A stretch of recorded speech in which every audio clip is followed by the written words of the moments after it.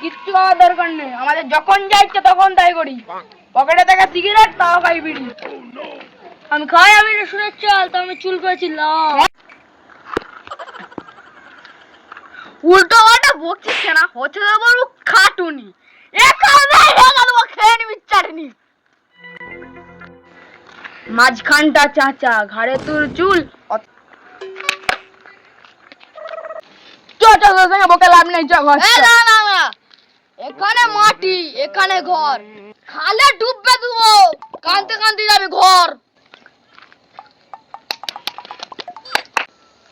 তো কালো, আবার কালো ব্যাগ, এখানে চলে যা, নাহলে তো দাড়ি গোপ লাল করে ভাবছিস তুই খুব সুন্দর লোক।